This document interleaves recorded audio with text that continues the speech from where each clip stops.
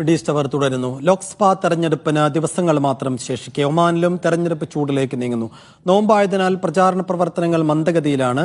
പെരുന്നാൾ കഴിയുന്നതോടെ പ്രചാരണ പ്രവർത്തനങ്ങൾക്ക് ജീവൻ വെക്കുമെന്ന് പാർട്ടി പ്രവർത്തകർ പറഞ്ഞു. വിവിധ പാർട്ടി അനുകൂല കൂട്ടായ്മകളുടെ നേതൃത്വത്തിൽ മാസങ്ങൾക്ക് മുമ്പ് തന്നെ തെരഞ്ഞെടുപ്പ് പ്രചാരണ പരിപാടികളും വോട്ടർ പട്ടികയിൽ പേര് ചേർക്കുന്നതടക്കമുള്ള പ്രവർത്തനങ്ങളും നടത്തിയിരുന്നു. LDF സ്ഥാനാർത്ഥികൾ വൻ ഭൂരിപക്ഷത്തോടെ വിജയിക്കുമെന്ന ആത്മവിശ്വാസമാണ് ഇടതുപക്ഷത്തെ പിന്തുണക്കുന്നവർക്കുള്ളത്. പ്രവാസികൾ വളരെ ആകാംക്ഷയോടെ കാണുന്ന തെരഞ്ഞെടുപ്പാണ് ഇന്ത്യയിൽ നടക്കാനിരിക്കുന്നത്. നമ്മുടെ രാജ്യം അതിന്റെ ജനാധിപത്യ മതേതര സ്വഭാവത്തോടെ നിലനിൽക്കുമോ എന്ന ആശങ്കയാണ് പ്രവാസികളിൽ ഏറെ പേർക്കുമുള്ളത്. കഴിഞ്ഞ ലോക്സഭയിലേക്ക് തിരഞ്ഞെടുക്കപ്പെട്ട കോൺഗ്രസിന്റെ MP-മാർ എന്ത് ചെയ്തു എന്നത് നമ്മുടെ അനുഭവമാണ്.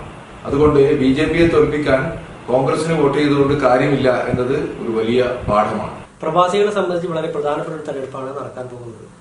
ഇടതുപക്ഷം ജയിക്കേണ്ടത് അനിവാര്യതയെ കുറിച്ചൊക്കെ തന്നെ നമ്മൾ കഴിഞ്ഞ കാലങ്ങളിൽ മനസ്സിലാക്കിയതാണ്. ഈ പ്രവാസ ലോകത്ത് വളരെ ശക്തമായിട്ടുള്ള പ്രചരണ പ്രവർത്തനങ്ങൾ നടന്നു വരുന്നു. സൂം മീറ്റിംഗുകൾ സംഘടിപ്പിച്ചുകൊണ്ട് നാട്ടിൽ നിന്ന് സ്ഥാനാർത്ഥികൾ പങ്കെടുത്തുകൊണ്ട് മുഴുവൻ പ്രവാസികളിലേക്കും പ്രചരണ പ്രവർത്തനങ്ങൾ എത്തിക്കുന്നു. അതുമാത്രമല്ല, നാട്ടിലേക്ക് പോകാൻ സാധ്യതയുള്ള ആളുകളെ കണ്ടെത്തി അവരെ ഈ ഇലക്ഷനുമായി ബന്ധപ്പെടുത്തിക്കൊണ്ട് നാട്ടിലെ ലീവിലെ പോകുന്നതിന് വേണ്ടിയിട്ടുള്ള പ്രവർത്തനങ്ങൾ നടക്കുന്നുണ്ട്. നവ സാമൂഹിക മാധ്യമങ്ങൾ ഉപയോഗിച്ചുള്ള പ്രചരണവും സജീവമാണ്.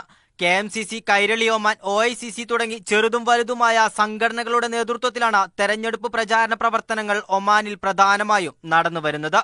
Media 1, Muscat.